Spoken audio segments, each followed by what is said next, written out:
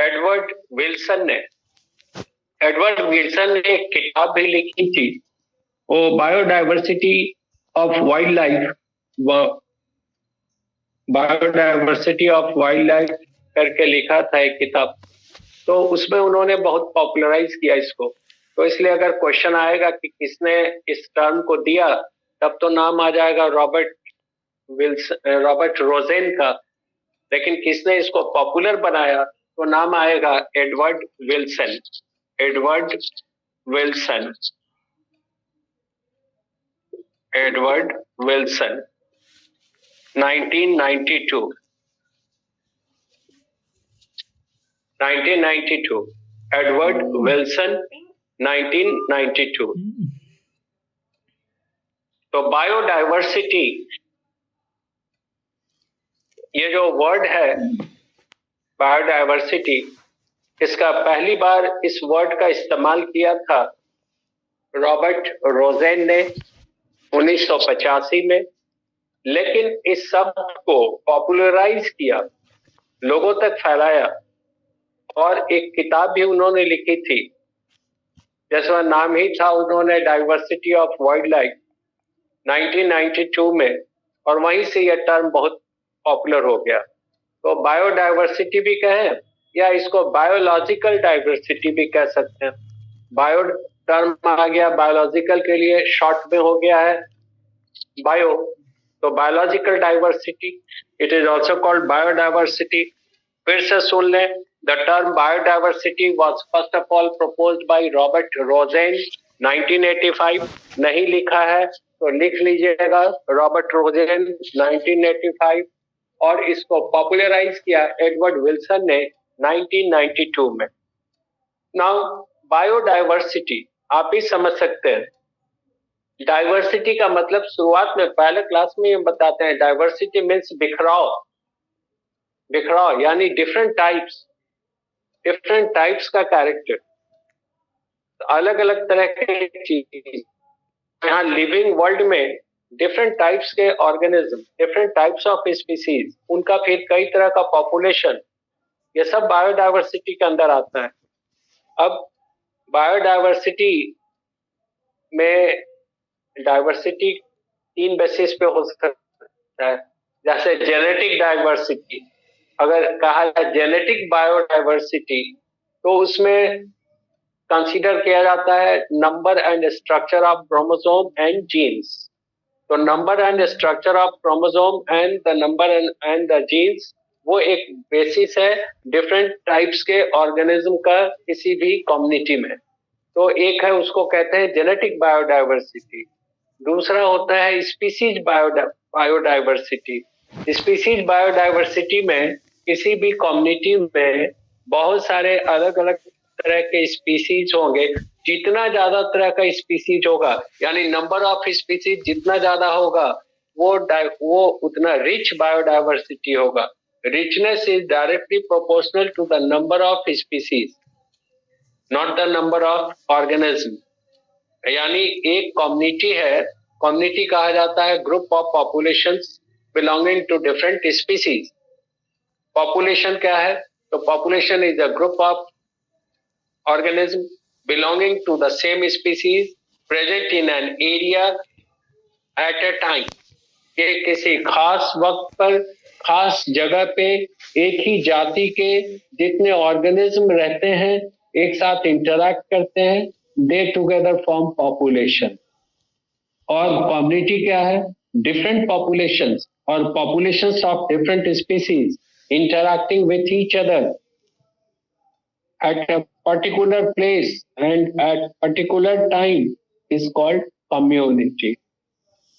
तो कम्युनिटी भी 3 तरह का हो जाता है। एक है माइक्रोबियल कम्युनिटी, जिसमें माइक्रोब्स की बात करेंगे, तरह की स्पीसीज का।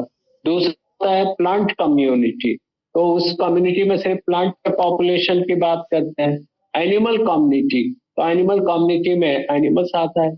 तो कम्युनिटीज जो है वो रिच तभी माने जाएंगे जब उनमें स्पीसीज कई तरह के हों, डिफरेंट टाइप्स ऑफ स्पीसीज। तो पहला जो क्राइटेरिया है वो है जेनेटिक बायोडाइवर्सिटी, वहां पे number and structure of chromosome और जीन वो वैरी करेंगे सभी में। दूसरा है स्पीसीज बायोडाइवर्सिटी, और तीसरा है इकोलॉजिकल इकोलॉजिकल और कम्युनिटी बायोडाइवर्सिटी। तो इकोलॉजिकल और कम्युनिटी बायोडाइवर्सिटी वहां पे पूरा का पूरा हम लोग कहते हैं एक वाइड स्पेक्ट्रम में, पूरे कम्युनिटी में डिफरेंट टाइप्स के स्पीसीज और पॉपुलेशन। एनीवे, तो ये जो बायोडाइवर्सिटी है उसमें भी हम लोग टर्म करते हैं अल्फा, बीटा और गामा। पढ़ा भी होगा, फिर से समझ लीजिए। Alpha biodiversity, beta biodiversity and gamma diversity biodiversity. थोड़ा थोड़ा तो जानना है, बोर्ड में ज्यादा कुछ लिखना है नहीं, तो इसलिए काम इतना आसानी से हो जाएगा इससे। देखिए, मान लीजिए ये कम्युनिटी है, अभी बताया था community. Community is a group of interacting populations belonging to different species present in an area at a time. पर एरिया में जाति के अलग अलग पॉपुलेशन जो आपस में इंटरेक्ट कर रहे हैं, आपस में संबंध बना रहे हैं, उनको उनके उस ग्रुप को कहते हैं कम्युनिटी। तो इस कम्युनिटी में बहुत सारे पॉपुलेशन हैं। इनका जो डाइवर्सिटी जब हम लोग कंसीडर करते हैं तो it is called alpha biodiversity. Alpha biodiversity यानी within community, intra community biodiversity. Intra कहने का मतलब क्या, कम्युनिटी के अंदर, या कम्युनिटी के अंदर भी कहेंगे, इंट्रा भी कहेंगे, यानी डिफरेंट टाइप के पॉपुलेशन को कंसीडर करते हैं। अब मान लीजिए दूसरा कम्युनिटी, एक कम्युनिटी था, या तीसरा कम्युनिटी है। जब हम लोग दो कम्युनिटी के बीच बायोडाइवर्सिटी को डिस्कस करते हैं तो it is called beta biodiversity. तो इसलिए इंटर कम्युनिटी बायोडाइवर्सिटी भी कहेंगे। अल्फा बायोडाइवर्सिटी हो गया, इंट्रा कम्युनिटी, कम्युनिटी क्या है बता दिया, populations interacting with each other, they belong to different species present in an area at a time। तो एक कम्युनिटी के अंदर है तो अल्फा बायोडाइवर्सिटी, जिसको इंट्रा भी कहेंगे। दूसरा, अगर दो कम्युनिटी के बीच कंसीडर कर रहे हैं तो it is the inter community biodiversity, that is called beta biodiversity. और अगर पूरा का पूरा एक एरिया, बहुत बड़ा एरिया है, लैंडस्केप, इसमें बहुत सारे कम्युनिटी हैं, सबको कंसीडर कर रहा है तो it is called gamma biodiversity. It is called gamma biodiversity. तो अल्फा, बीटा, गामा। तो बायोडाइवर्सिटी में आपको ये रखना होगा कि बायोडाइवर्सिटी है, तो बायोडाइवर्सिटी है कि डाइवर्सिटी का मतलब ही डिफरेंट है। अब डाइवर्सिटी किस बेसिस पे होता है, जेनेटिक बेसिस पे हो सकता है, इकोलॉजिकल पे हो सकता है। या अगर इकोलॉजिकल पे है तो आप देख रहे हैं अल्फा, बीटा और गामा। अब देखिए, जो क्वेश्चन उसमें दिया गया है कि बायोडाइवर्सिटी कंजर्वेशन के लिए, तो बायोडाइवर्सिटी कंजर्वेशन के लिए पूरी दुनिया में काम हो रहा है, और इंडिया में तो बहुत ज्यादा हो रहा है। बिकॉज आपको पता होगा कि इंडिया का जो लैंड एरिया है वो दुनिया में जितना है उसके हिसाब से बहुत ज्यादा यहाँ डाइवर्सिटी है, बायोडाइवर्सिटी यहाँ का बहुत रिच है। तो बायोडाइवर्सिटी को बचाने के लिए तरह तरह का स्कीम होता है। उसमें एक बड़ा इंपॉर्टेंट चीज है हॉट स्पॉट। हॉट स्पॉट पढ़े भी होंगे। अब पूछेगा कि बायोडाइवर्सिटी कंजर्वेशन से रिलेटेड क्या क्या है या क्या करते हैं, तो हॉट स्पॉट्स। हॉट स्पॉट कहा जाता है ऐसे एरिया को, काफी छोटा एरिया होता है लेकिन वहां पे स्पीसीज काफी रिच है, वो काफी रिच कम्युनिटी है, यानी वहां पे मैक्सिमम नंबर स्पीसीज का होता है, डिफरेंट फ्लोरा और फाउना वगैरह का। एक छोटे से एरिया में बहुत ज्यादा स्पीसीज प्रेजेंट होना, it is considered as hot spot. तो हॉट स्पॉट में बहुत सारे ऐसे रेयर स्पीसीज होते हैं जो कहीं दूसरे जगह मिलते भी नहीं है। तो इतना कम एरिया में बहुत ज्यादा स्पीसीज, हम एनिमल नंबर की बात नहीं कर रहे हैं, हम स्पीसीज की बात कर रहे हैं। तो बहुत डाइवर्सिफाइड होता है हॉट स्पॉट। मामला है कि आज देखिए पूरे दुनिया में हॉट स्पॉट जो अभी तक एट प्रेजेंट जो हॉट स्पॉट का नंबर है वो 36 है। पूरी दुनिया में 36 हॉट स्पॉट डिमार्केट किया गया, and all these hot spots constitute just 2% of the total land mass of the world. पूरी दुनिया का जो अर्थ का जो पूरा लैंड मास है उसका 2% होता है, सिर्फ 2% है ये hot spot, 38 hot spot, and they together constitute more than 44% of biodiversity। यानी 98% जो पूरा दुनिया में बायोडाइवर्सिटी है, वो जो 100% बायोडाइवर्सिटी पूरा दुनिया में है, उसका 44% अकेला उसका 2% लैंड मास में। तो अब 98% हिस्सा पूरे दुनिया का, उसमें बचा कितना? जस्ट 64 नहीं, 56, 44 है। तो 56% में बायोडाइवर्सिटी के लिए 98% लैंड एरिया है, और इधर 44 के लिए जस्ट 2%। तो अब बुद्धिमानी इसी में होती है कि 2% एरिया में अपना पूरा एनर्जी लगा के, पूरा हर तरह का इंतजाम करके वहां के बायोडाइवर्सिटी को बचा लें, उसको रीच करें, उसको और डेवलप करें। ये ज्यादा अच्छा है कि बनस्पत की 98% लैंड एरिया को मैनेज करने में उतना आदमी चाहिए, पैसा चाहिए, उतना सोर्सेज चाहिए, और फिर भी कितना कंजर्व करेगा? तो जस्ट 56। तो इसलिए ये नहीं है कि उसको नहीं कंजर्व करना, उसको भी करना है, लेकिन प्रायोरिटी में करना हॉट स्पॉट को। हॉट स्पॉट के बायोडाइवर्सिटी को बचा लेने का मतलब है कि बहुत सारा रेयर स्पीसीज दुनिया का जो है प्लांट एनिमल का, वो हॉट स्पॉट्स में है। तो 36 हॉट स्पॉट है, कभी कभी नंबर भी पूछता है, और दे constitute just 2% of the total area of the world and constitutes more than 44% of the total biodiversity of the world। World biodiversity का 44% से ज्यादा।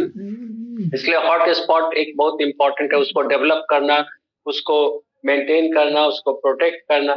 दूसरा एक बहुत इंपॉर्टेंट चीज है हॉट स्पॉट के अलावे, और वो है नेशनल पार्क और नेशनल सेंचुरीज को डेवलप करना, उनको कंजर्व करना।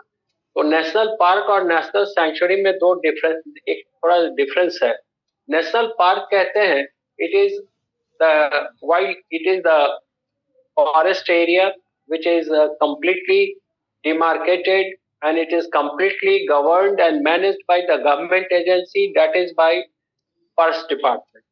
यानी जो नेशनल पार्क है वो वेल डिमार्केटेड एरिया है, वो उसका डिमार्केशन एकदम पूरा ठीक है, फेंस्ड भी होता है, उसमें बाड़ा लगा दिया जाता है, उसका फेंसिंग कर दिया जाता है, उसका बाउंड्री वॉल होता है, चाहे तार से करे, ये से करे, वो एक बाउंड्री है उसका फिक्स, और it is completely governed and managed by government agency. No person can enter into the national park without the permission of the department or national or government agency। तो उसके अंदर जाने के लिए भी परमिशन चाहिए। उसके अंदर आप लिमिटेड एक्टिविटी कर सकते हैं, but you can not reside in the national park. आप नेशनल पार्क में रह नहीं सकते हैं। Human habitat is not allowed in the national park.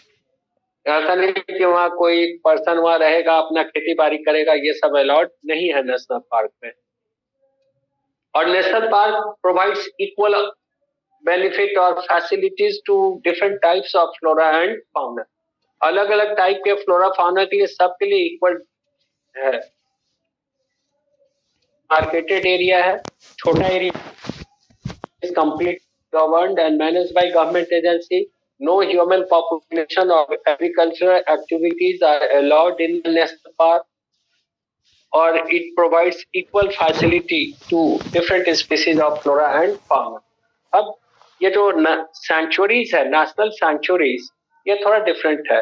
Sanctuaries is the wide forest area, ये काफी बड़ा एरिया होता है, ये काफी बड़ा एरिया है forest area, and it is partially governed और मैनेज्ड बाय गवर्नमेंट एजेंसी। इस पर गवर्नमेंट एजेंसी या फॉरेस्ट डिपार्टमेंट का पूरा कंट्रोल नहीं होता है।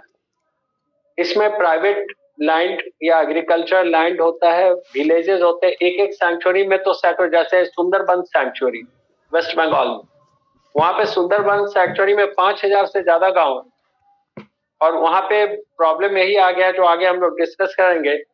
वाइल्ड लाइफ और ह्यूमन के बीच का जो प्रॉब्लम है उसको हम लोग डिस्कस करेंगे अभी।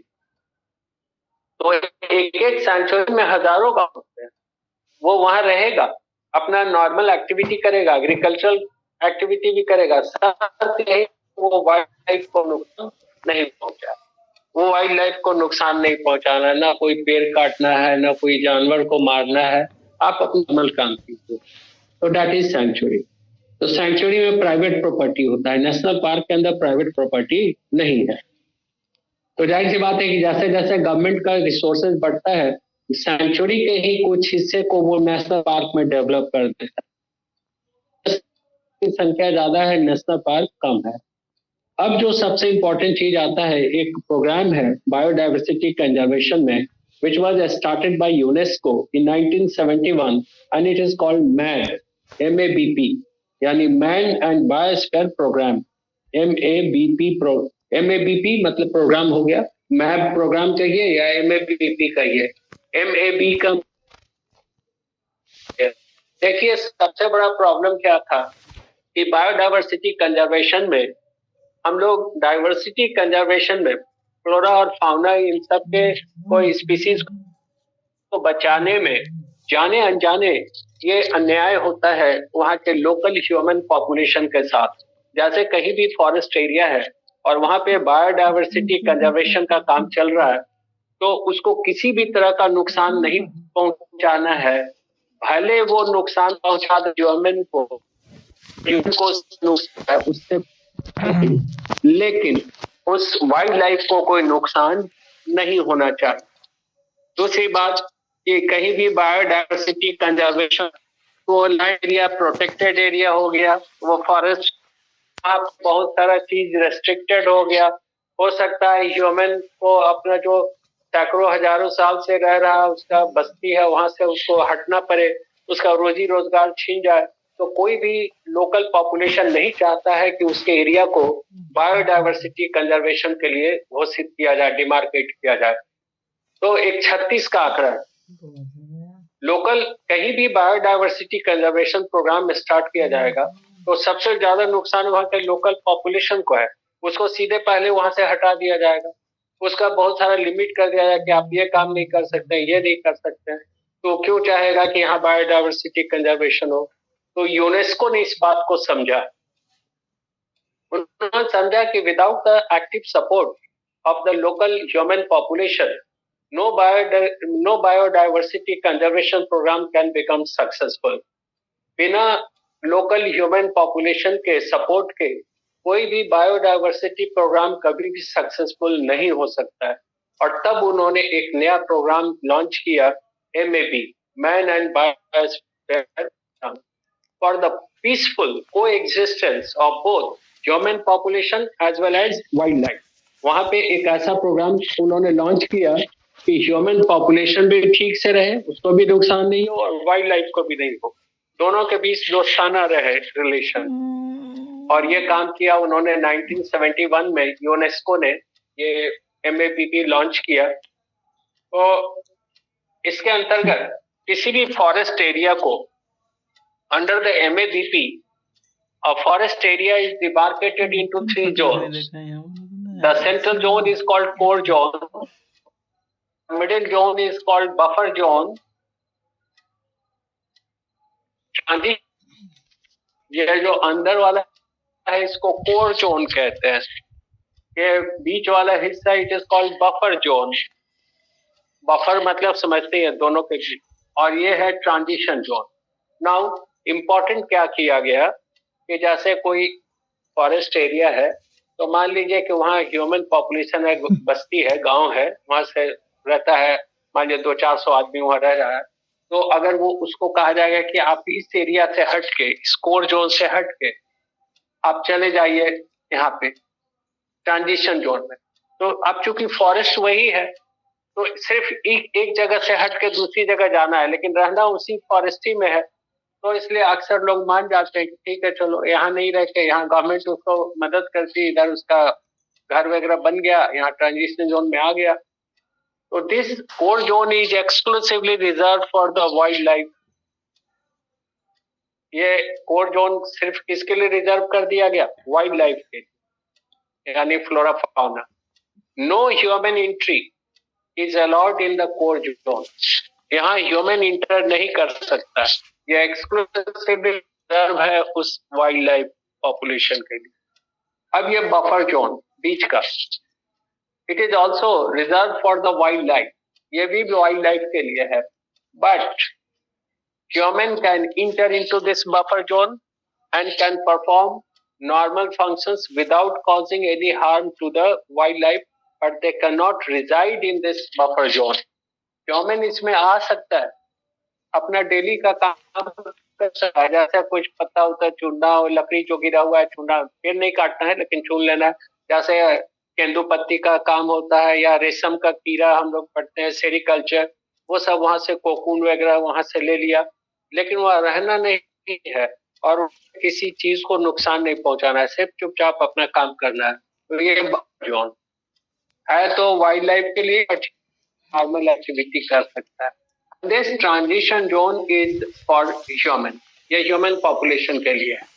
यहाँ पे वो अपना सारा काम करेगा, एग्रीकल्चर एक्टिविटी से लेकर सारा काम करेगा, लेकिन शर्त है कि वो वाइल्ड लाइफ को नुकसान नहीं पहुंचाएगा। अब यही जो MABP कॉन्सेप्ट है, ये फेल्योर भी हुआ, ये भी बड़ा इंपॉर्टेंट है। अभी तक तो क्वेश्चन पूछता है कि इसका क्या फायदा है, क्या नुकसान है, तो नुकसान एक जगह हुआ सुंदरबन में, हालांकि वो मैप प्रोग्राम का फेल्योर नहीं कहेंगे, it was due to the ecological imbalance. तो काफी जब सूखा पड़ा वेस्ट बंगाल सुंदरबन में, तो मार्शी लैंड है, दलदली इलाका है, तो वहाँ जो टाइगर्स है बहुत मच्छर है, तो वो मेनली फिश वगैरह खाता है, मछली खाता है। जब सूखा पड़ा तो नदी सब सूख गया वहाँ सुंदरबन सैंक्चुअरी में, तो अब भूखे रहना पड़ा। तो टाइगर अब मूव करने लगा इस ट्रांजिशन जोन में, और ये ह्यूमन के कैटल वगैरह पे, उसके भेड़ बकरी पे, गाय पे अटैक करता था, उठा के ले जाता था। धीरे धीरे वो ह्यूमन को भी मारने लगा, तो अब यही से दोनों में दुश्मनी हो गया। अब ह्यूमन कोई देखता है तो बाघ को तो मार देता है, टाइगर कोई ह्यूमन को देखता है तो मार देता है। अब ये एक बहुत बड़ा हेडेक है, धीरे धीरे इसको कंजर्व किया जाए। कंजर्वेशन में यही है कि वहाँ पे फिर से वाटर का रिसोर्स वगैरह डेवलप किया जा रहा है, वहाँ पे फेंसिंग किया जा रहा है इस जोन में, कि यहाँ से टाइगर वगैरह अंदर नहीं जा सके। अब वहां से पहला तो गवर्नमेंट का था कि हजारों हजार बस्ती को हटा दे, लेकिन लोग उसके लिए तैयार नहीं थे, तो अब इसी के अंदर वाटर रिसोर्सेज वगैरह डेवलप किया, अब मामला धीरे धीरे ठीक हो रहा है। तो इकोलॉजिकल इम्बैलेंस के कारण हुआ, otherwise this programme is very successful. ये बायोडाइवर्सिटी कंजर्वेशन बहुत सक्सेसफुल प्रोग्राम है। तो बायोडाइवर्सिटी कंजर्वेशन में एक तो पहला हॉट स्पॉट प्रोग्राम है, development of national park and national sanctuaries है, और उसके बाद हमने कहा कि ये जो आपका MAP प्रोग्राम है, बायोस्फीयर रिजर्व कहते हैं, बायोस्फीयर रिजर्व, इसको डेवलप करना, फॉरेस्ट एरिया को डेवलप करना बायोस्फीयर रिजर्व में। लेकिन इन सब के साथ साथ बायोडाइवर्सिटी कंजर्वेशन में इंपॉर्टेंट चीज है रेस्टोरेशन। रेस्टोरेशन कहने का मतलब है जो कहीं ऑलरेडी कहीं डैमेज हो गया, सूखा पड़ा, भूकंप आया, आग लग गया, डैमेज हो गया, तो अब फिर से उसको रेस्टोर करना है, फिर से उसको वहां पे डेवलप कराना है।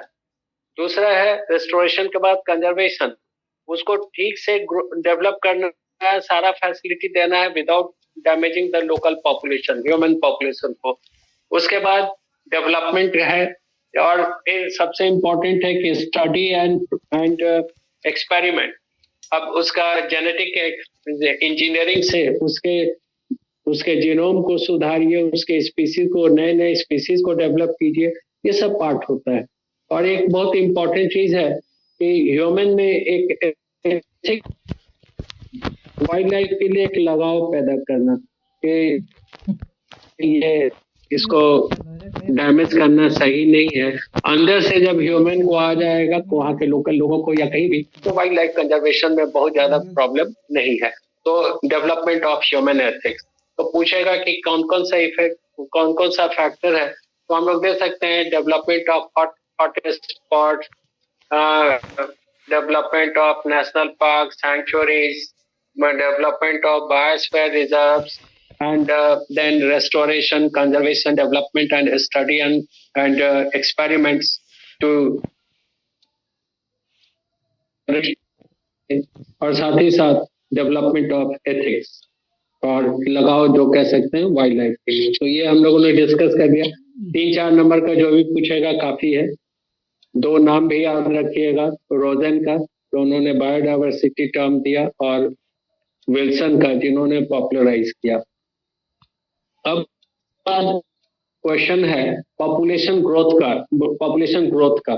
तो पॉपुलेशन ग्रोथ को कहता है कि कौन कौन सा फैक्टर है जो पॉपुलेशन ग्रोथ को कंट्रोल करता है या उसके लिए कंट्रोल करने के लिए जरूरी है। तो देखिए कहीं भी पॉपुलेशन तो अभी आपको बताया कि population is a group of organism belonging to the same species present in an area at a time. तो एक ही जाति के मेंबर्स जो एक जगह पे हैं, किसी खास जगह पे है, खास समय पे आपस में इंटरैक्ट कर रहे हैं, उनके लिए ग्रुप के लिए टर्म है पॉपुलेशन। तो पॉपुलेशन का ग्रोथ जो होता है, कहीं भी पॉपुलेशन ग्रोथ जो स्टार्ट होता है उसमें सबसे इंपॉर्टेंट फैक्टर होता है इसेसिस। इसेसिस कहा जाता है टू मेक द एरिया बैरन। बैरन कहने का मतलब है विदाउट लाइफ। जैसे कहीं भी अगर आपको इकोसिस्टम डेवलपमेंट भी करना है तो सबसे पहले उस एरिया को बैरन करना होगा। बैरन मतलब विदाउट लाइफ। उसके बाद फिर आता है इन्वेजन। इन्वेजन मतलब वहां से बाहर से कोई स्पीसीज वहां पे आया, फिर वहां पे वो अडेप्ट किया, ग्रो किया और धीरे धीरे फिर वो अपना जनरेशन को बढ़ाएगा। तो इससे पॉपुलेशन ग्रोथ से रिलेटेड कुछ 2 ग्राफ भी है जिसको समझ लीजिए, क्योंकि उसका भी एक फैक्टर है। एक ग्राफ बना रहे हैं, ये टाइम और नंबर ग्राफ है। इधर टाइम है और इधर नंबर है, जैसे the number time and number graph है। और यहाँ ये डॉटेड लाइन बना रहे हैं विच इज के, और के टर्म आप जानते होंगे, के डिनोट्स द कैरिंग कैपेसिटी। के इज फॉर कैरिंग कैपेसिटी। अब देखिए 2 तरह का पॉपुलेशन ग्रोथ कर्व है। जैसे कहीं भी पॉपुलेशन जब स्टार्ट होगा तो पहले वहां पे वो इन्वेजन होगा, पॉपुलेशन वहां पे आएगा, पॉपुलेशन आएगा, अपने आप को एडेप्ट करेगा, फिर उसके बाद रिप्रोडक्शन स्टार्ट करेगा, टेक्स स्लाइटली टाइम, थोड़ा तो ऐसे स्लो होगा, स्टार्ट इसका स्लो होगा, लेकिन उसके बाद ये बढ़ेगा और उसके बाद ये जो डॉटेड लाइन हम लोग शो कर रहे हैं, it is carrying capacity. Carrying capacity which is denoted by के is the maximum capacity of the environment or ecosystem to support the maximum number of organisms of a particular species. Carrying capacity के बहुत important term है college में। के carrying capacity कहलाता है। Carrying capacity के short में टर्म होता है के। कैरिंग कैपेसिटी है क्या? हर जगह का, हर प्लेस का एक अपना मैक्सिमम कैपेसिटी है to support the maximum number of organism of a particular species. जैसे मान लीजिए ये रूम है, तो इस रूम में अगर हम लोग ह्यूमन को रखेंगे तो इसमें आराम से इसमें 4 आदमी रह जाएंगे, इस रूम में 4 आदमी रह जाएंगे, उनके लिए सारा फैसिलिटी हो सकता है। ये 4 को सपोर्ट करेगा। कैरिंग कैपेसिटी है 4। लेकिन अगर इसमें 7-8 आदमी आ जाएंगे तो सबको परेशानी होगी, तो फिर प्रॉब्लम स्टार्ट होगा। तो कैरिंग कैपेसिटी 4। लेकिन अगर यहाँ पे इंसेक्ट की बात करेंगे तो मिलियंस में इंसेक्ट रह सकता है, तो उसके लिए मिलियंस हो गया। अगर एलिफेंट को लाएंगे तो 1 हाथी रहेगा इसमें, तो एलिफेंट के लिए 1 हो गया कैरिंग कैपेसिटी। यानी प्लेस एक है और अलग अलग स्पीसीज के एक कैरिंग कैपेसिटी अलग अलग। मान लीजिए कि ये लोग कोई पॉपुलेशन ग्रोथ की बात, कैरिंग कैपेसिटी 100, यानी इस जगह पे 100 ऑर्गन आता है, उस सब अवेलेबल है। तो अब ये पॉपुलेशन ग्रोथ का जब कैपेसिटी के नजदीक आने लगेगा, अब ये धीमा होगा बिकॉज अब पॉपुलेशन डेंसिटी वर्क कर रहा है, पॉपुलेशन प्रेशर वर्क कर रहा है, धीमा होगा लेकिन रुकेगा नहीं। अब ये थोड़ा पॉपुलेशन प्रेशर वर्क करेगा। Population pressure works in the form of scarcity of food, disease, migration. कहीं ज्यादा पॉपुलेशन बढ़ गया तो उसमें फूड की कमी हो जाएगी, बीमार कुछ हो सकता है, वहां से भाग जाए, इमिग्रेशन हो सकता है, कुछ का डेथ हो जाए, तो पॉपुलेशन घट के फिर क्या होगा, नीचे आएगा। अब जैसे पॉपुलेशन नीचे आ गया, 100 के नीचे आ गया, फिर फेवरेबल कंडीशन हो गया, फिर ये बढ़ेगा, और फिर जैसे ही ऊपर जाएगा फिर पॉपुलेशन प्रेशर वर्क करेगा, फिर नीचे आएगा। यानी this population growth curve will fluctuate around the carrying capacity. NCERT में ये ग्राफ गलत बना दिया, एनसीईआरटी का ग्राफ देखिएगा, उसको ऐसे फ्लैट कर दिया, फ्लैट नहीं होता है, ये बढ़ेगा और पॉपुलेशन प्रेशर इस पर वर्क करेगा। Population pressure works in the form of disease, starvation, या फिर माइग्रेशन, या डेथ।